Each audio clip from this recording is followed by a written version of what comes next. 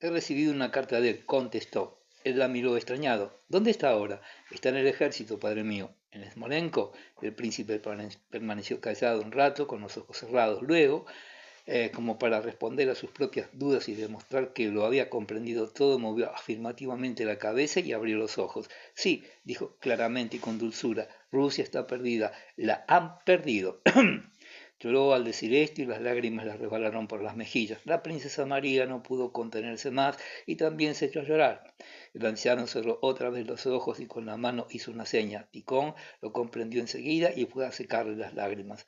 Después dijo algo que la princesa no pudo comprender. Ticón, en cambio, lo entendió y se apresuró a decirlo. La princesa buscaba el sentido de sus palabras en el orden de las ideas de lo que había dicho el príncipe unos momentos antes.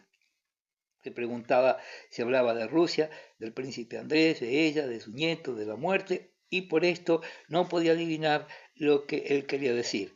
Ponte el vestido blanco, me gusta. Al oír aquellas palabras, la princesa se puso a sollozar y el doctor la tomó por el brazo y la condujo a la habitación que daba a la terraza, recomendándole que se calmara y que se preocupara de los preparativos de la marcha. Cuando la princesa hubo salido de la habitación, el anciano empezó a hablar de su hijo, de la guerra y del emperador. Frunció las cejas con ira, levantó la voz cada vez más ronca y tuvo el segundo y último ataque. La princesa María se quedó en la terraza. El tiempo había mejorado y hacía calor.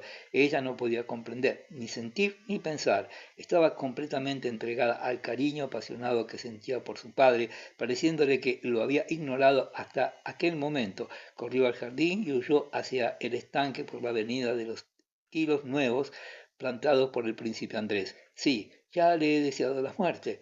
He deseado que se muriera enseguida. He querido deshacerme de él. ¿Y qué será de mí? No podré vivir tranquila cuando ella no esté, murmuraba en voz alta, oprimiéndose el pecho con las manos. Cuando regresó a la casa se dio cuenta de que la señorita Bourrien, que no había querido marcharse y que se había quedado en Bogucharovo, se dirigió a ella acompañada de un hombre desconocido. Era el mariscal de la nobleza que iba a insistir acerca de la princesa en la necesidad de que se marcharan enseguida. La princesa escuchaba y no comprendía lo que le decían. Hizo entrar al mariscal y lo invitó a almorzar, sentándose con él a la mesa, pero poco después se excusó y se dirigió hacia la habitación de su padre. Al acercarse a la puerta se encontró con el doctor, que salía con el rostro desencajado y que no la dejó entrar. Váyase, princesa. Ella volvió al jardín y se sentó sobre la hierba cerca del estanque, en un lugar donde nadie podía verla. No hubiera podido decir exactamente cuánto tiempo permaneció allí. Los pasos de una mujer que corría por la avenida la sacaron de su abstracción. Se levantó y vio a Duñacha, su camarera, que evidentemente la buscaba. De repente, como asustada al encontrar a su señorita, la muchacha se detuvo. Venga, princesa, el príncipe... Enseguida, ya voy, contestó apresuradamente la princesa sin dar tiempo a Duñacha de acabar lo que iba a decir, y echó a correr hacia la casa. Princesa, se ha cumplido la voluntad de Dios. Sea usted fuerte, le dijo el mariscal de la nobleza deteniéndolo al pie de la puerta de entrada. Dejadme, no, no es verdad, gritó ella con aspereza. El doctor también quiso detenerla, pero ella lo apartó y corrió hacia la habitación del príncipe. ¿Por qué quieren detenerme estos hombres con cara asustada? No necesito a nadie. ¿Qué hacen aquí? Murmuraba subiendo a la escalera. Abrió la puerta del cuarto de su padre y la luz clara del día en aquella habitación que poco antes estaba casi oscura le produjo un terror indecible. Había muchas mujeres y algunas criadas. Todas se apartaron para dejarle paso. El príncipe estaba acostado en la cama, tal como ella lo había dejado, pero la petra y severa inmovilidad de su semblante detuvo a la princesa en la puerta. No, no ha muerto, no es posible, murmuró la princesa acercándose al lecho, y dominando el horror que sentía, posó sus labios en la mejilla fría del cadáver, pero enseguida retrocedió unos pasos. Toda la fuerza de la ternura que sentía por su padre desapareció espontáneamente, cediendo ante la impresión de terror que le producía la visión de la muerte. Ya no existe, repitió en voz baja, sintiendo toda la grandeza de aquel terrible misterio. y cubriéndose el rostro con las manos cayó en los brazos del doctor, que se apresuró a sostenerla. En presencia de Ticón y del doctor, las mujeres lavaron el cuerpo, le ataron un pañuelo a la cabeza para que no le quedara abierta la boca y con otro pañuelo le ataron las piernas que se le separaban. Después le pusieron el uniforme con las condecoraciones y dejaron encima del túmulo una reliquia. Solo Dios sabe quién se encargó de todo aquello, porque todo parecía que se hiciera solo. Al atardecer fueron encendidos unos cirios alrededor del ataúd cubierto con un paño mortuorio. Se echó espliego por el suelo, se colocó una oración impresa a la cabecera del túmulo y en un rincón de la estancia un chantre se puso a entonar los salmos. Lo mismo que los caballos que se encabritan y tiemblan al ver a otro caballo muerto en el salón. Alrededor del ataúd se aglomeraban los familiares, el mariscal de la nobleza, la estarota del pueblo, forasteros, campesinas, y todos, con los ojos fijos, asustados, se persignaban, saludaban en voz baja y besaban la mano fría, inerte del viejo príncipe. Capítulo 9. Bogucharovo, antes de que el príncipe Andrés la convirtiera en su residencia, era casi una casa abandonada. Los campesinos de aquel pueblo tenían un carácter muy distinto de los de Lisiagori. Se distinguían de hecho por la manera de hablar, por los vestidos y por las costumbres. Decían que ellos eran campesinos de las estepas. El viejo príncipe estaba contento de ellos por su asiduidad en el trabajo cuando iban a Lisiagori a ayudar a las faenas de la cosecha o a cavar los sembrados, pero no le gustaban porque eran muy huraños. La última estancia del príncipe Andrés en Bogucharovo, a pesar de las innovaciones que había establecido, hospitales, escuelas, disminución de los arrendamientos, no había dulcificado las costumbres de aquella gente. Por el contrario, había acentuado aquel rasgo de carácter que el viejo príncipe llamaba salvajismo. Entre ellos siempre circulaban rumores vagos y tan pronto hablaban de su enrolamiento en bloque con los cosacos como de la nueva religión a la cual se habían convertido o del juramento prestado a Pablo Petrovich en 1797, del cual decían que había servido para que los señores les concedieran la libertad, pero que después habían vuelto a quitársela. Y también hablaban del zar Pedro Fedorovich, que había de reinar 7 años y bajo cuyo reinado todo sería tan sencillo que no habría que hacer nada. Los rumores sobre la guerra, sobre Bonaparte y sobre la invasión eran para ellos como unas vagas representaciones del anticristo, del fin del mundo y de la libertad absoluta. Bogucharovo estaba rodeado de pueblos grandes, pertenecientes a unos a la corona y otros a particulares. La mayoría de estos particulares vivían en sus propiedades y cobraban los arrendamientos. No había muchos siervos y de estos eran muy pocos los que sabían leer y escribir. En la existencia de los campesinos de aquella región, la corriente misteriosa de la vida popular rusa, cuya causa y cuyo sentido son inexplicables para los contemporáneos, era aún más intensa, más acentuada. Un fenómeno notable era el movimiento de emigración hacia los ríos de aguas calientes, movimiento que hacía 20 años se manifestaba entre los habitantes de aquel país. Centenares de campesinos, entre los cuales había los de Bogucharovo, empezaron de repente a vender el ganado y se marcharon con sus familias hacia cualquier parte del sudeste. Como los pájaros que migran allende los mares, aquellos campesinos con sus mujeres y sus niños deseaban ir al legendario sudeste que ninguno de ellos conocía. Se iban en caravanas, se reunían individualmente o se dispersaban para irse hacia allá abajo, hacia los ríos de aguas calientes. Muchos fueron castigados, deportados a Siberia, y otros murieron de hambre y de frío por el camino. Algunos volvieron espontáneamente y el movimiento se calmó tal como se había iniciado, sin causa aparente. Pero las ideas subterráneas no cesaban de infiltrarse entre aquella gente y se unía para manifestarse de una manera igualmente extraña bajo cualquier forma, de repente de una manera igualmente insospechada y al mismo tiempo natural y sencilla. En 1812, cualquiera que viviese en contacto con el pueblo podía darse cuenta de que aquellas ideas misteriosas fermentaban y que su exteriorización estaba cada día más próxima. Alpatis, al ir a Bogucharovo poco tiempo antes de la muerte del viejo príncipe, había observado que se producía un movimiento en el pueblo y que, contrariamente a lo que ocurría a 60 versas alrededor de la región de Lisiagori, donde todos los campesinos huían abandonando a los cosacos, los pueblos para que los saquearan, los campesinos de Bogucharovo por la parte de las estepas mantenían relaciones con los franceses, recibían papeles que circulaban entre ellos y no se movían de sus casas.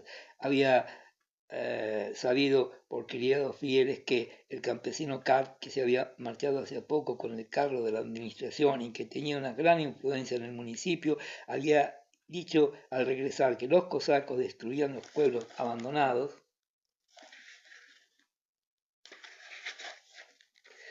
por sus habitantes y que en cambio los franceses no les hacían nada. Sabía que el día anterior otro campesino había traído del pueblo de Beluscovo, donde se hallaban ya los franceses, un papel del general francés en el cual se decía a los hombres que no se les haría ningún daño y que se les pagaría todo lo que se les tomase si no se marchaban del pueblo. Como prueba, el campesino había traído de Beluscovo un billete de banco de 100 rublos que le habían dado a cuenta del heno que les proporcionaría.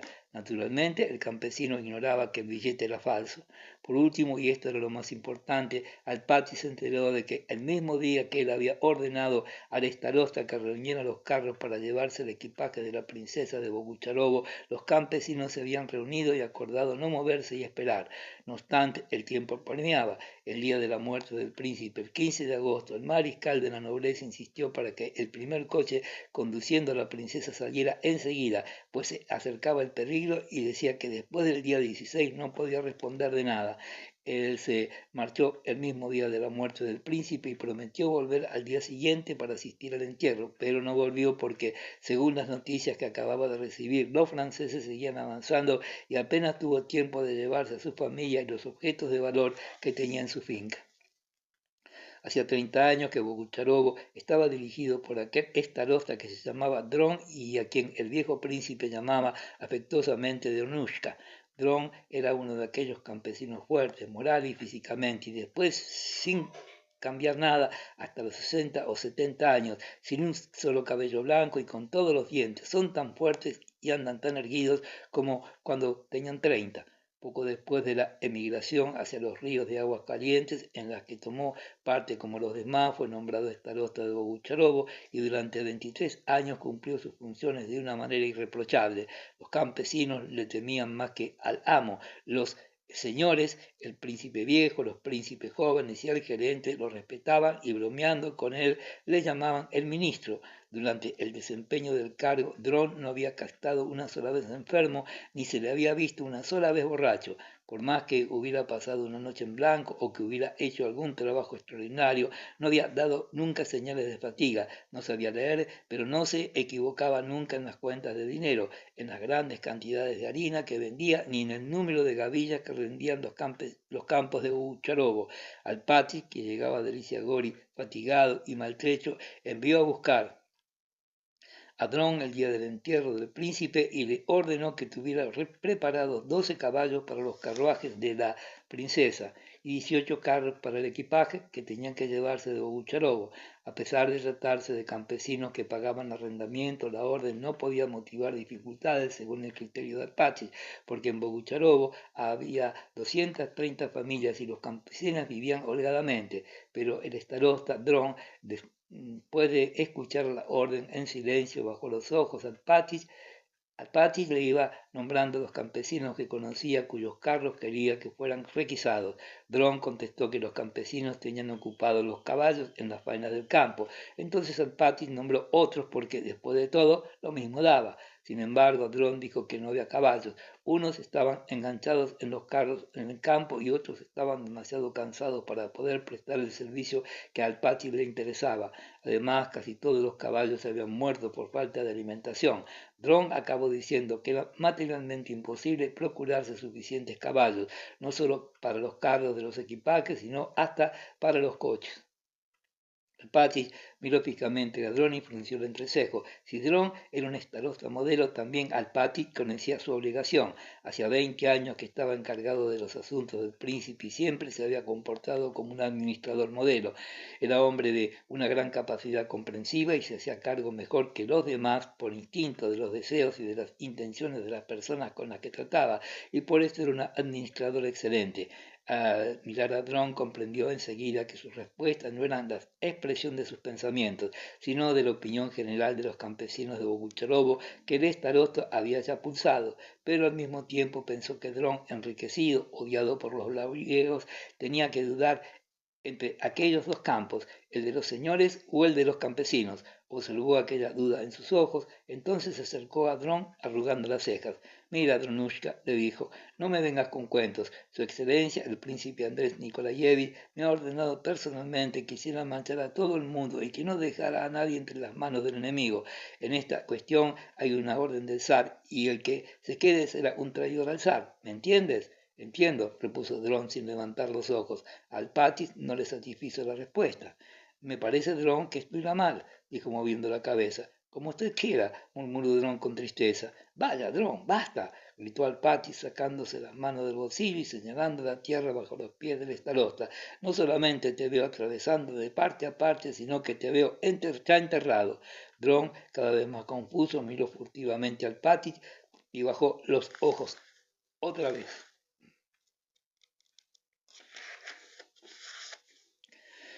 Basta ya de tonterías y di a la gente que se prepare para marchar a Moscú y que mañana los carros estén preparados para transportar el equipaje de la princesa. ¿Me has entendido? De repente Dron cayó de rodillas. Jacob Alpati, reléveme de esta obligación, quíteme las llaves, pero reléveme de esto, en nombre del Señor.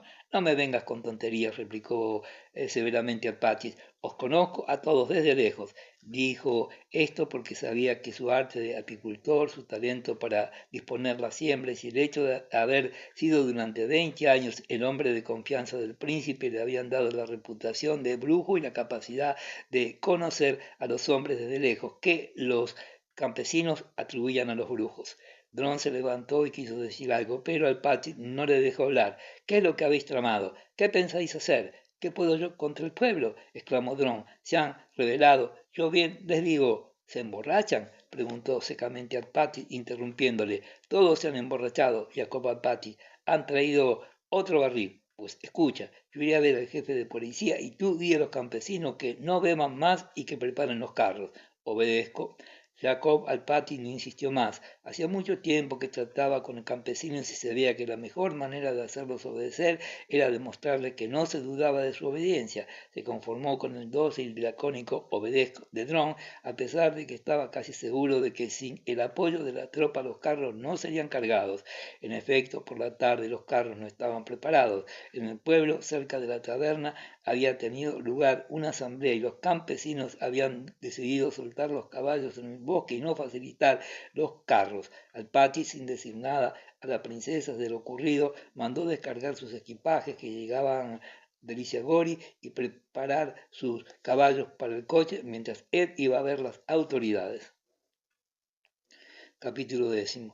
Después del entierro de su padre, la princesa María se encerró en su habitación sin dejar entrar a nadie. La camarera se acercó a la puerta para decirle que Alpati había venido a pedir órdenes para la marcha. Esto ocurría antes de la conversación de Alpati con el starosta.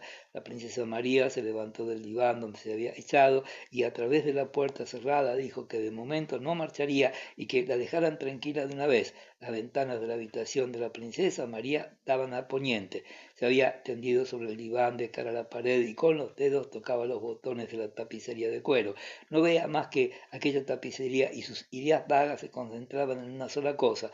Pensaba en la irrevocabilidad de la muerte y en la negrura de su alma que ella no había descubierto hasta entonces y que se había mostrado durante la enfermedad de su padre. Quería rezar, pero no se atrevía. En el estado de ánimo en que se encontraba no se atrevía a dirigirse a Dios. Permaneció estirada mucho rato en la misma postura. El sol se ocultaba lentamente en el horizonte al otro lado de la casa y sus rayos oblicuos alumbraban a través de las ventanas abiertas la habitación y una parte de la tapicería que la princesa contemplaba. De pronto la marcha de sus pensamientos se detuvo. Inconscientemente se levantó, se arregló los cabellos y se acercó a la ventana respirando, a pesar suyo, la frescura de aquel atardecer claro y sin viento. Ahora puedo admirar el crepúsculo, murmuró. Él ya no está y nadie puede impedírmelo. Se sentó en una silla y apoyó la cabeza en el marco de la ventana. Alguien con una voz dulce y tierna le llamó desde el jardín y le besó la cabeza. La princesa se volvió sorprendida. Era la señorita Bourrienne. Llevaba un vestido negro adornado con crespón. Se acercó poco a poco a la princesa María, la besó otra vez suspirando y se echó a llorar. Todas las disputas que había tenido con ella y los celos que le había inspirado renacieron en la princesa. Se acordó de que él, en los últimos tiempos, había cambiado respecto a la señorita Bourrienne y que había acabado por no querer ni verla, y pensó que tal vez eran injustos los reproches que le hacía en el fondo de su alma. ¿Tengo derecho a juzgar a nadie cuando yo misma le deseaba la muerte?, se preguntó. La princesa María se representaba vivamente la situación de la señorita Bourrienne, que durante aquellos últimos tiempos se había mantenido retirada, aunque a las órdenes de la princesa, y que había vivido en la casa como una frontera. Se apiadó de ella, la miró dulcemente, interrogantemente, y le cedió la mano.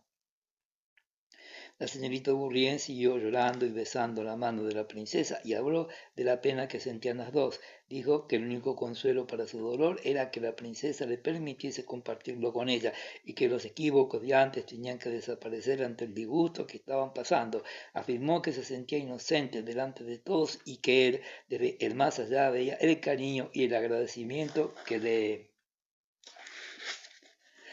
tenía. La princesa escuchó aquellas palabras sin comprenderlas, pero al mismo tiempo no dejaba de mirarlo y de escuchar el sonido de su voz. Su situación es doblemente terrible, querida princesa, dijo la señorita Bourrienne después de un corto silencio. Comprendo que no pueda pensar más que en usted, pero yo, por la amistad que le tengo, he de pensar en otras cosas. ¿Ha visto usted al Patich? ¿Le ha hablado de la marcha? La princesa no contestó, no comprendía que tenía que marcharse, no le era posible pensar en nada ni hacer nada, y todo le era indiferente. Ya sabe usted, querida María, que estamos en peligro, que estamos rodeados de franceses y que es peligroso marchar ahora. Si salimos de aquí, es casi seguro que seremos apresadas, y Dios sabe. La princesa María miró a su amiga sin comprender lo que decía. Ah, si usted supiera lo poco que me importa todo, no quiero separarme de él por nada del mundo. Alpati me ha dicho algo de irnos. Hable usted con él. Yo no puedo ni quiero ocuparme de nada, de nada. Ya le he hablado y dice que espera que podamos emprender el viaje mañana, pero a mí me parece que sería mejor que nos quedáramos aquí. Reconozco usted, querida María, que sería terrible caer durante el viaje en manos de los franceses o de los campesinos sublevados. La señorita Bourrienne se sacó del bolso la declaración del general francés Ramón, en la que recomendaba a los habitantes de los pueblos que no abandonaran sus casas, asegurándoles que serían protegidos por las autoridades francesas. La declaración estaba escrita en un papel de clase distinta a la que se usaba para los documentos rusos. Creo que lo mejor que podríamos hacer sería dirigirnos a ese general francés, dijo la señorita Bourrienne. Estoy segura de que la tratarían a usted con el respeto que le es debido. La princesa María leyó el papel y sintió que unos sollozos convulsos le subían del pecho. ¿Quién le ha dado a usted esto?, preguntó. Probablemente han sabido que yo soy francesa. Por el nombre, contestó la señorita Bourrienne, ruborizándose. La princesa María, con el papel en la mano, se alejó de la ventana y salió de la habitación, dirigiéndose al antiguo despacho del príncipe Andrés. Duñacha, llama al Pachi, a Dronushka, a cualquiera, y di a Amelia Karlovna que no venga, añadió al oír la voz de la señorita Bourrienne. Cuando la camarera salió a cumplir el encargo, la princesa María se dejó caer abatida sobre una silla.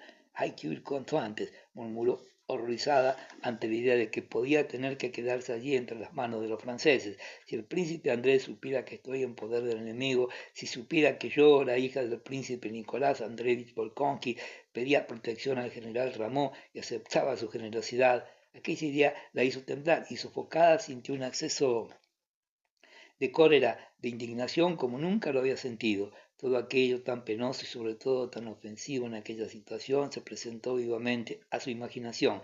Ellos, los franceses, se instalarán en esta casa. El general Ramón profanará el despacho del príncipe Andrés y para entretenerse revolverá y leerá sus cartas y sus papeles. La señorita Bourrienne le hará los honores de Bogucharovo, me cederán una habitación por caridad y los soldados profanarán la tumba todavía fresca de mi padre para robarle las condecoraciones. Me explicarán sus victorias sobre los rusos y fingirán compadecerse de mí. La princesa María se creía obligada a pensar más con ideas de su padre y de su hermano que con las suyas propias. Por ella, personalmente, le hubiera sido igual quedarse, ocurriera lo que ocurriera, o irse a cualquier sitio, pero se sentía la representante de su padre difunto y del príncipe Andrés. Involuntariamente pensaba las ideas de ellos y sentía sus sentimientos. Lo único que hubiera hecho ellos era precisamente lo que ella creía necesario hacer. Se fue al despacho del príncipe Andrés y, esforzándose en saturarse de las ideas que le había oído expresar a su hermano, reflexionó detenidamente sobre su situación. Las exigencias de la vida, que consideraba como totalmente destruidas con la muerte de su padre, renacieron en ella de repente con una fuerza nueva, desconocida, y se apoderaron de todo su ser. Emocionada, recorrió febrilmente todas las habitaciones, preguntando tan pronto por el Patch o por Miguel Ivanovich, como por Ticón o Dron. Doñacha, su vieja doncella y todas las demás no sabían cómo decirle que las afirmaciones de la señorita Bourrien eran exactamente. Alpatis no estaba en casa porque había ido a ver a las autoridades. Miguel Ivanovich, que se presentó en la casa de la princesa con los ojos adormilados, no pudo explicarle nada. Le contestaba con la misma sonrisa de aprobación a la cual estaba habituado desde hacía 15 años y que adoptaba para contestar a las preguntas del viejo príncipe, de modo que no fue posible sacar nada en claro de él. El criado viejo, picón, con una cara fatigada en la cual se notaban las señales de un dolor incurable, se limitó a decir que obedecería en todo lo que le mandase, y cada vez que miraba a la princesa apenas podía contener las lágrimas que acudían a sus ojos. Finalmente el starosta Dron entró en la estancia, se inclinó profundamente y se detuvo a 2 pasos de la puerta. La princesa María atravesó la habitación y se acercó a él. Donushka, dijo la princesa, que veía en él a un amigo seguro. Al Dronushka, que de su viaje de cada año a la feria de Viasma le traía con una sonrisa cariñosa un bizcocho especial. Dronushka, después de la pena que estamos pasando, la emoción le impidió continuar. Hemos de aceptar la voluntad de Dios, dijo él con un suspiro. Dronushka, no sé dónde ha ido al patio y no sé a quién dirigirme. Me dicen que no debemos marchar. ¿Es verdad? ¿Por qué no ha de poder marcharse, excelencia? Se puede marchar. Me han dicho que era peligroso a causa de la proximidad del enemigo. Dronushka ya no pudo hacer nada. No comprendo nada. No tengo a nadie conmigo. Quiero marcharme de todos modos esta noche o mañana por la mañana. Tron cayó, miró a la princesa y luego bajó los ojos. No hay caballos, dijo. Yo le he dicho a Jacob Alpatis. ¿Cómo se entiende que no hay caballos? Preguntó asombrada la princesa. Es un castigo de Dios, exclamó Dron. Los caballos de las carretas se la han llevado las tropas y los otros se han muerto todos. Es un año terrible. No solo no tenemos nada para mantenerlos, sino que incluso nosotros hemos de procurar no morirnos de hambre. No hay nada, nos han arruinado completamente. La princesa María escuchaba con atención al starosta. Los campesinos en la miseria no tienen ni un pedazo de pan. Le preguntó. Se mueren de hambre, dijo Dron. Y no solo no hay carros, sino que.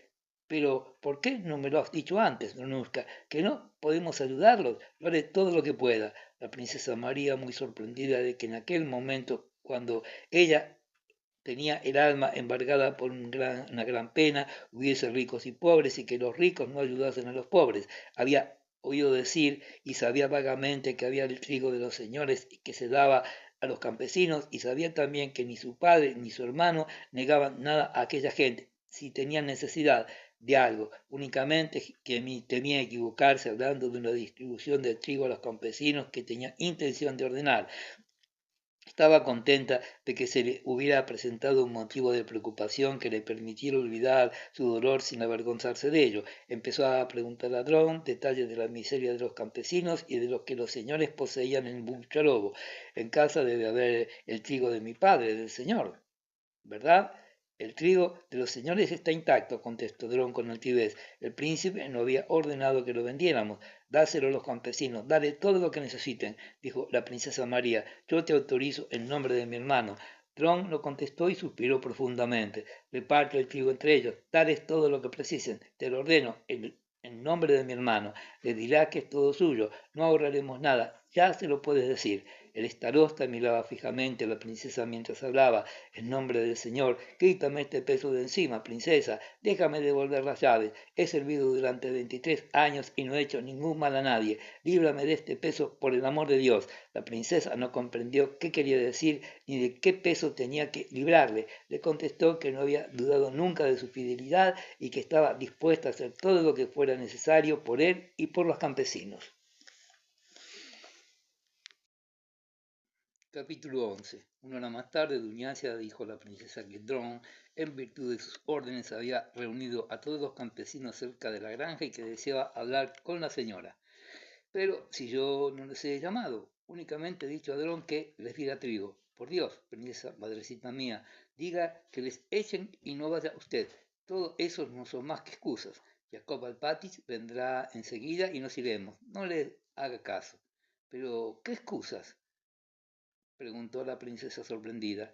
Ya lo sé yo. Hágame caso, por el amor de Dios. ¿Quiere usted saberlo? Pregúntele a la criada vieja. Dicen que no quieren marcharse como usted les ha ordenado. Te equivocas, no es eso. Yo no he ordenado que se marchen, dijo la princesa María. Llama a Dron. El starosta vino a confirmar las palabras de Duñacha. Los campesinos habían sido reunidos por orden de la princesa, pero si yo no les he hecho llamar, seguramente les habrás transmitido mal mis palabras. Yo solo he dicho que les dieras trigo.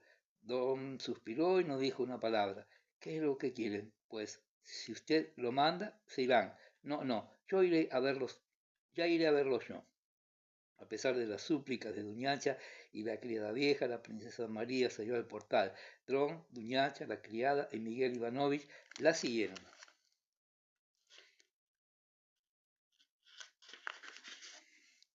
Seguramente se imaginan que les ofrezco el trigo para que se queden aquí mientras yo me voy, dejándolos en poder de los franceses. Les daré trabajo y habitación en la hacienda cerca de Moscú. Estoy convencida de que Andrés en mi lugar haría lo mismo o más. Pensó mientras en la semioscuridad del crepúsculo se iban acercando al grupo que había cerca de la granja. El grupo se estrechó, se agitó y todas las cabezas se descubrieron rápidamente. La princesa María, con los ojos bajos, se acercó a aquellos hombres. Sobre ella había tantos ojos viejos y jóvenes, había tantas caras distintas que la princesa María no vio a nadie y de tantas ganas que tenía de hablarles a todos no sabía cómo hacerlo, pero otra vez la conciencia de ser la representante de su padre y de su hermana le dio fuerzas y empezó a hablar decidida. Estoy muy contenta de que hayáis venido, dijo sin levantar la vista y sintiendo que el corazón le latía aceleradamente y con fuerza. Dron me ha dicho que la guerra os ha arruinado. Todos pasamos esta desgracia, pero yo haré todo lo que pueda para ayudaros. Yo también me voy a causa del peligro. El enemigo está muy cerca. Os lo doy todo, amigos míos. Os suplico que lo toméis todo, todo el trigo, porque no quiero que sufráis miseria. Si os han dicho que os doy el trigo con la condición de que os quedéis, os han engañado. Al contrario, os pido que os marchéis con todo lo que tengáis. Allá cerca de Moscú me encargaré de todo y os prometo que no os faltará nada. Os darán casa y pan. La princesa se detuvo entre la gente únicamente y se oyeron suspiros. No soy yo la que hago esto, continuó. Lo hago en nombre de mi padre difunto, que era un buen amo para vosotros, y en nombre de mi hermano y de su hijo. Se interrumpió otra vez. Nadie dijo una palabra. La desgracia nos toca a todos por igual, y también la compartiremos todos igualmente. Todo lo que poseo es vuestro. Los campesinos la miraban con la misma expresión cuyo significado ella no podía comprender. Era curiosidad, fidelidad, agradecimiento, miedo, desconfianza. El caso es que todas las caras tenían la misma expresión. Estamos muy contentos de sus bondades, pero no hemos de tomar el trigo de los amos, dijo una voz. ¿Por qué? Preguntó la princesa. Nadie contestó. Ella recorrió el grupo con la mirada y vio que los ojos de aquellos hombres estaban clavados en el suelo. ¿Por qué no lo queréis? Repitió. Tampoco contestó nadie. La princesa María se sentía cohibida por aquel silencio. Buscaba una mirada, pero notó que cada vez que sus pupilas se encontraban con otras, éstas se humillaban instantáneamente. ¿Por qué no dices nada? Preguntó a un viejecito que, apoyado en un bastón, se hallaba cerca de ella. Di si te parece otra cosa. Yo haré todo lo que sea preciso. El viejo, rehuyendo su mirada, bajó aún más la cabeza y dijo, ¿por qué hemos de aceptarlo? No nos hace falta ese trigo. ¿Y por qué hemos de abandonar nuestras casas? No nos conviene, no queremos marcharnos. Te compadecemos, pero no queremos irnos de aquí. Haz lo que quieras, dijeron varias voces, y otra vez apareció en todos los rostros la misma expresión. Sin embargo, ahora no era una expresión de curiosidad y de agradecimiento, sino la expresión de una decisión furiosa. Sin duda no me habéis entendido, objetó la princesa María con una sonrisa triste. ¿Por qué no queréis marcharos? Yo os prometo instalaros, manteneros, porque aquí el enemigo os arruinará. Su voz fue ahogada por el grito de los campesinos. No queremos marcharnos, que nos arruine, pero no queremos tu trigo, no queremos marcharnos. La princesa María procuró otra vez recoger una mirada de la multitud, pero ni una sola se había fijado en ella. Todos evitaban mirarla. Se sintió incómoda, molesta.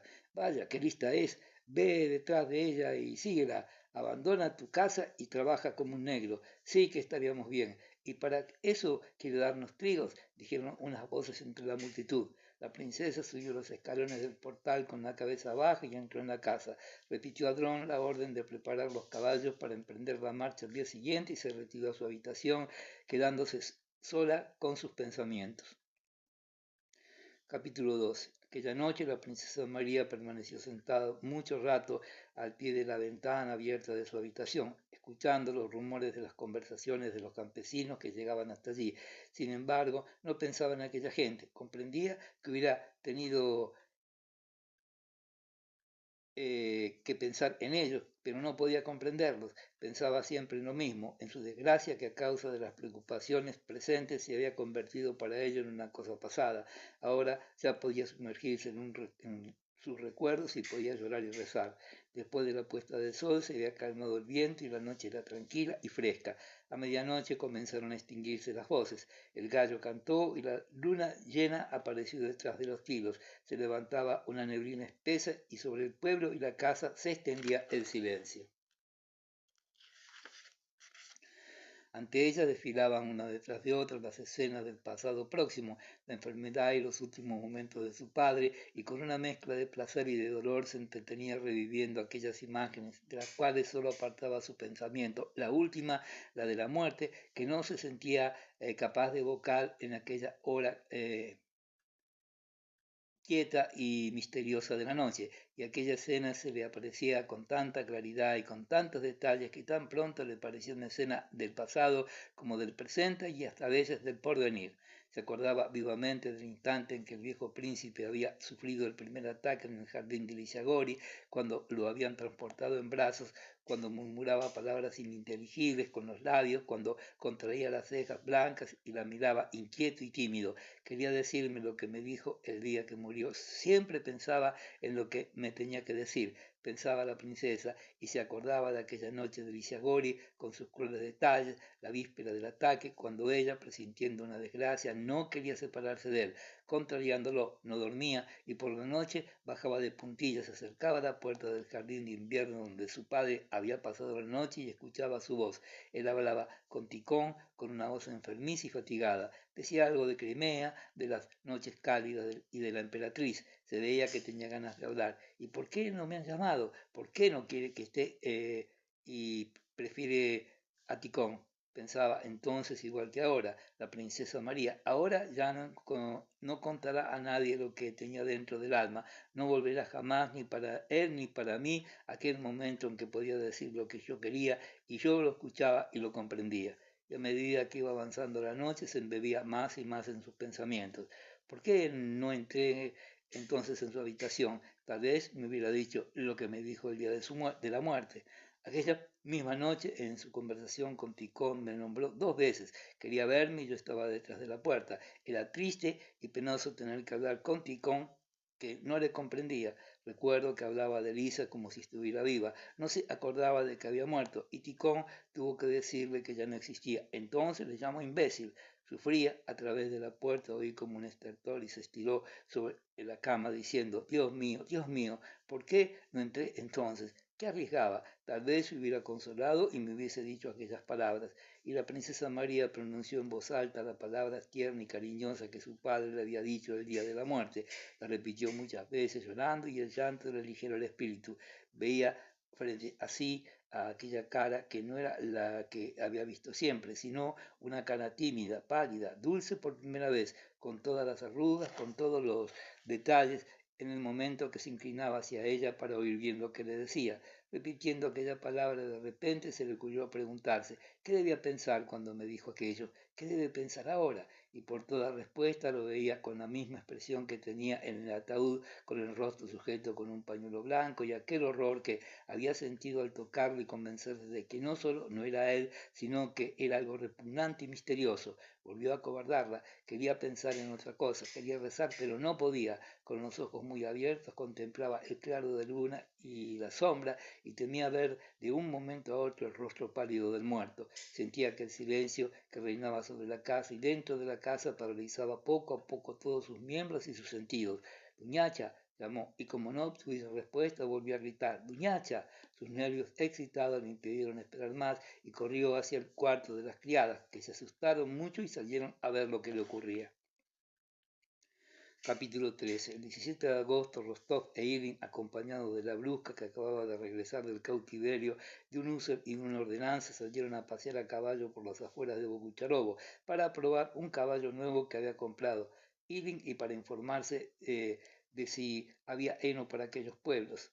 Hacía 3 días que Bogucharovo se encontraba entre los dos ejércitos enemigos, de manera que la retaguardia rusa podía ir hasta allí con la misma facilidad que la vanguardia francesa, y es por lo que Rostov, atento siempre a las necesidades del escuadrón, quería aprovecharse de ello antes de que los franceses se llevaran las provisiones que aún quedaban. Rostov e Irin se dirigían hacia Bogucharovo de muy buen humor, porque esperaban encontrar muchos criados y chicas guapas en la finca del príncipe. A veces se entretenían interrogando a la brusca acerca de Napoleón y se reían con lo que él les contaba o se divertían pasando el uno delante del otro para probar el caballo de Irin. El conde ignoraba que el pueblo a donde se dirigía fuese también el de Volkonki, que había sido prometido de su hermana. Rostov e Irin pusieron sus caballos al galope por última vez y se encontraron en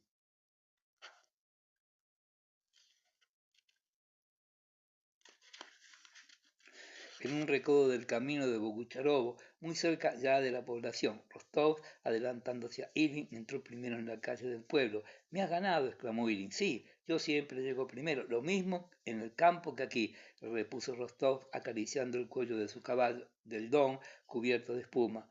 «Yo, excelencia, monto un caballo francés», dijo detrás de ellos la brusca, que desde que había hablado con Napoleón no cesaba de darse importancia. «Hubiera podido llegar primero, pero no he querido avergonzaros». Al paso se acercaron a la granja, donde había una gran muchedumbre de campesinos. Algunos se quitaron la gorra y otros miraron a los jinetes sin descubrirse. 2 campesinos viejos, altos, con la cara arrugada y llena de pelos, salían de la taberna. Se acercaron a los oficiales, dando traspiés, canturreando y riendo. «Aviados están», dijo Rostov. «¿Cómo va eso? ¿Tenéis senos?» «¿Cómo se parecen?», observó Irin. «La alegre charla», cantaba uno de ellos con una sonrisa inexpresiva. Un campesino se destacó del grupo y se acercó a Rostov. «¿Quiénes sois?», preguntó. «Franceses», contestó riendo Irin. «Aquí tienes a Napoleón en persona», añadió, señalando a la brusca. «¿Sois rusos entonces?», volvió a preguntarle el campesino. «¿Habéis venido muchos?», preguntó otro campesino acercándose a los jinetes. «Muchos», dijo Rostov. «Pero, ¿qué hacéis aquí reunidos? ¿Es que se celebra alguna fiesta?». «Son los viejos que se reúnen para asuntos del municipio», contestaron los 2 campesinos alejándose. En aquel momento 2 mujeres y un hombre con gorra blanca salieron de la casa señorial y se dirigieron hacia los oficiales. «La vestida de color de rosa es para mí», dijo Irin, refiriéndose a Duñacha, que se le acercaba corriendo. «Será para nosotros», dijo la brusca, guiñando un ojo. «¿Qué hay de nuevo, preciosa?», preguntó Irin a la muchacha. «La princesa me ha encargado que os pregunte a qué regimiento pertenecéis y cómo os llamáis. El jefe del escuadrón es el conde Rostov. En cuanto a mí, soy tu humilde servidor». «Charla, charla», seguían cantando los campesinos borrachos, sonriendo con satisfacción y mirando a Irin, que hablaba con la muchacha. Alpátych, que estaba detrás de Duñacha, se acercó a Rostov, descubriéndose respetuosamente. «¿Me permite que moleste a su señoría?», preguntó con acento negligente, sin duda por la juventud del oficial, y metiéndose la mano en el bolsillo. «Mi señora, la hija del general príncipe Nicolás Andreevich Volkonki, muerto anteayer, se encuentra con dificultades a causa de la ignorancia de esta gente y espera que os dignéis». Los 2 campesinos borrachos no se separaban de allí, dando vueltas alrededor del caballo de Rostov como 2 tábanos. «¿Queréis tener la bondad de retroceder un poco?», murmuró Alpátych, señalando con la mirada a los campesinos. «No quisiera hablar delante de ellos». «Alpátych, sí, que está bien eso», gruñeron los beodos. Rostov los miró y se echó a reír. ¿Acaso eso divierte a vuestra excelencia?, preguntó Jacob al Patí con una cara muy seria. No, aquí no hay nada de divertido, dijo Rostov haciendo retroceder al caballo. ¿De qué se trata? Si vuestra excelencia me lo permite, me atrevería a decirle que esta gente grosera no quiere dejar salir del pueblo a mi señora y amenaza con desenganchar los caballos. De esta mañana están los equipajes preparados y su excelencia no se puede marchar. No puede ser, exclamó Rostov. Es la pura verdad, confirmó Alpátich. Rostov se pegó del caballo, lo confió a la ordenanza y acompañado de Alpátich se dirigió hacia la casa, preguntando detalles de la cuestión. En efecto, la proposición de dar trigo a los campesinos hecha el día anterior por la princesa y la explicación de que tuvo con Dron y con los campesinos reunidos estropearon de tal manera la situación que el starosta devolvió las llaves definitivamente y no compareció al llamamiento del Patich. Y por la mañana, cuando la princesa ordenó enganchar para emprender el viaje, los campesinos salieron en grupo cerca de la granja y le dijeron que no la dejarían salir del pueblo, que cerca de que había orden de que no saliera nadie y que desengancharían los caballos. Al Patich había ido a exhortarlos, pero le contestaron sobre todo Karl, porque Dron respecto a este punto había recibido una orden y que si la princesa se quedaba la servirían como antes y lo obedecerían en todo y por todo. Mientras Rostov e Ilin galopaban por la carretera, la princesa María, a pesar de los ruegos del Patich, de la criada vieja y de las camareras, mandaba enganchar los caballos y quería partir, pero al ver aquellos jinetes que galopaban y a los que habían tomado por franceses, los postillones se habían negado a marchar y la casa había empezado a llenarse de gemidos de mujer. Padre mío, padrecito, Dios te ha enviado, decían las mujeres enternecidas mientras Rostov atravesaba el vestíbulo del pequeño. La princesa María, asustada, sin fuerzas, estaba sentada en el salón cuando Rostov fue introducido por el Patich. No comprendía quién era aquel oficial, ni por qué se encontraba allí, ni qué ocurría. Al darse cuenta de que era ruso y reconociendo desde el primer momento y por las primeras palabras que se trataba de un hombre de su clase, lo miró profundamente y comenzó a hablarle con una voz trémula e sacudida por la emoción. Rostov vio inmediatamente algo romántico en aquella presentación, una muchacha indefensa, embargada por el dolor de su desdicha, sola, abandonada en manos de unos campesinos groseros, sublevados. Qué extraña casualidad me ha traído aquí, y qué dulzura, qué nobleza hay en esa cara y en esa expresión, pensaba Rostov mirándole y escuchando su tímido relato. Cuando ella le empezó a explicar todo lo que le había ocurrido el día siguiente de la muerte de su padre, la voz tembló, se volvió y enseguida, como si temiera que Rostov tomase sus palabras como un ardid para enternecerlo, lo miró con una expresión interrogativa y temerosa. Rostov sintió que las lágrimas acudían a sus ojos. La princesa María se dio cuenta de ello y le dirigió una mirada llena de agradecimiento, con aquellos ojos resplandecientes que hacían olvidar la fealdad de su cara. No quiero decir, princesa, la satisfacción que me produce haber venido por casualidad y poder ponerme enteramente a su disposición. Dijo, márchese usted si ese es su gusto, y yo le respondo, por mi honor, de que nadie se atreverá a molestarla, si únicamente me permite usted que la acompañe. Y saludando a la princesa con el mismo respeto con que saluda a las damas de sangre real, se dirigió hacia la puerta. Quería demostrar que, aun considerando como una suerte el conocimiento que acababa de trabar con la princesa, no pretendía aprovecharse de su desgracia para entrar en relaciones con ella. La princesa María comprendió ese rasgo de delicadeza y se lo agradeció. Le quedó muy reconocida, le dijo en francés, pero supongo que esto será únicamente un error y que no hay ningún culpable. Apenas hubo acabado de pronunciar estas palabras, se echó a llorar. Perdóneme, murmuró. Rostov arqueó las cejas, saludó otra vez haciendo una profunda reverencia y salió de la habitación. Capítulo 14. ¿Y qué? ¿Es amable tu princesa? Si supieras lo deliciosa que es mi rubia, se llama Duñacha. Al advertir el talante de Rostov, Ilin se calló. Veía que su comandante se encontraba en una disposición de ánimo muy distinta a la suya. Rostov miró a Ilin con evidente mal humor y sin contestarle se dirigió andando deprisa hacia el pueblo. Yo les enseñaré yo a estos bandidos cómo deben comportarse, murmuraba indignado. Alpátych, corriendo con toda la velocidad que le permitían sus cortas piernas, logró alcanzarle. ¿Qué determinación os habéis dignado tomar? preguntó tras dar unos resoplidos. Rostov se detuvo y cerrando los puños con aire amenazador avanzó bruscamente hacia el Patis. ¿Determinación? ¿Qué determinación? Viejo estúpido, gritó. ¿Qué esperas? La gente se subleva y no sabes cómo arreglarlo. Eres tan falso como ellos. Yo os conozco a vosotros. Os arrancaré la piel a todos. Después, como si temiera gastar inútilmente su ardimiento, dejó al Pati y siguió su camino rápidamente. Al Pati, reprimiendo su amor propio herido por la ofensa, echó a correr detrás de él, resoplando fatigosamente. Le comunicó sus consideraciones, explicándole que sería contraproducente oponerse en aquellos momentos a los campesinos que vivían en plena ignorancia, sin antes contar con un destacamento militar, y que sería mucho mejor enviar a buscar tropas. Ya le daré ignorancia, ya verán quién soy yo, decía Nicolás, poseído por un sentimiento de cólera insensata, animal, y por la necesidad de desahogarse. Sin pensar en lo que iba a hacer, seguía acercándose a la multitud inconscientemente, resuelto y andando cada vez más a prisa. Al verle avanzar tan decidido, Alpati comenzó a pensar que tal vez aquel acto reflexivo diese buen resultado. Los campesinos, al darse cuenta de la actitud del oficial, pensaron lo mismo. Desde la llegada de los húsaras al pueblo, mientras Rostov se hallaba en la casa de la princesa, se habían producido terribles discusiones entre los campesinos. Algunos empezaron a decir que aquellos oficiales rusos podían ofenderse si no se dejaba marchar a la princesa. Dron era de este parecer, pero así que se atrevió a exponerlo, Karp y los demás campesinos se mostraron opuestos al criterio del antiguo starosta. ¿Cuántos años has disfrutado del municipio?, gritó Karp. Por esto tanto se te da lo que puede ocurrir. Tú tomarás tu bolsa de dinero y te la llevarás. ¿Qué te importa que a nosotros nos coma la miseria? Dicen que hay orden de que nadie abandone las casas y que nadie se lleve nada. Y ahí lo tenéis, vociferó otro.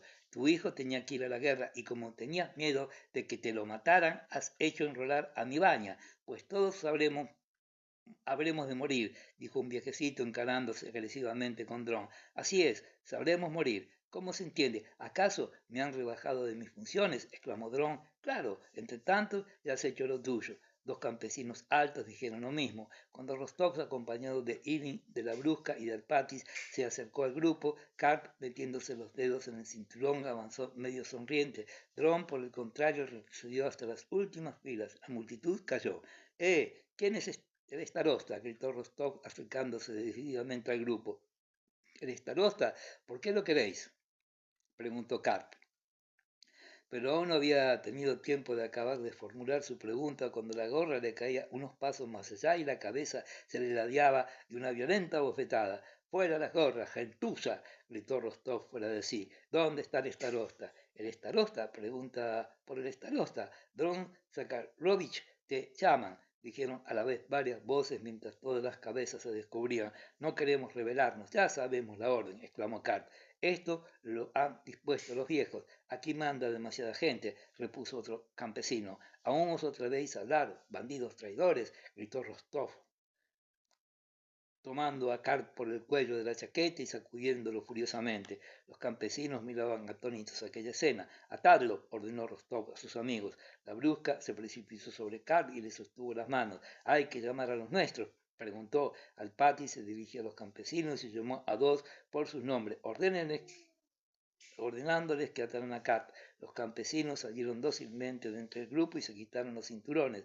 ¿Dónde está el starosta?, insistió Rostov. Dron salió de entre la multitud con la cara pálida y convulsa. ¿Eres tú el starosta? ¡Átalo, la Brusca!, gritó Rostov, como si esta orden no pudiera encontrar ningún obstáculo. Y en efecto, otros dos campesinos comenzaron a atar a Dron, el cual, como si quisiera ayudarlo, se quitó él mismo el cinturón y se lo dio. Y ahora, escuchadme todos, dijo Rostov dirigiéndose a los demás campesinos. Marchaos enseguida a vuestras casas y no quiero oírlos chistar. No hemos hecho ningún daño. Esto ha sido una tontería, una necedad. Ya lo decía yo que la orden no era así, dijeron algunos increpándose mutuamente. ¿Lo veis? Ya os había dicho yo. Esto no está bien, hijos míos, repuso Alpati, restituyéndose a sus funciones. Nosotros tenemos la culpa, Jacob Alpati, contestaron los campesinos, y enseguida la multitud se dispersó por el pueblo. Llevaron a los dos campesinos atados a la casa de los señores. Los dos borrachos iban detrás de ellos. Ya te veo, le dijo uno de ellos a Karp. ¿Creías que se podía hablar a los amos de ese modo? Y pues, ¿qué te figurabas, idiota? 2 horas más tarde, los carros estaban en el patio de la casa de Buccialobo. Los campesinos cargaban el equipaje de los amos y Dron, liberado de sus ataduras por la intercesión de la princesa, se hallaba en el patio y dirigía los preparativos. No es así, lo haces mal, dijo un campesino, un hombre alto de cara redonda y sonriente, tomando un pequeño cofre de las manos de la camarera. Esto vale mucho dinero, lo tirarás como un paquete y lo estropearás. No me gusta que trabajéis a 6. Tenéis que manejar las cosas con mucho cuidado, poco a poco, para que no se rompan. Ponlo aquí y tápalo con un poco de paja. Así, ahora está bien. Sí, aquí hay libros, exclamó otro campesino que transportaba la librería del príncipe Andrés. No los mezcles, ten cuidado, poco a poco los vas poniendo bien.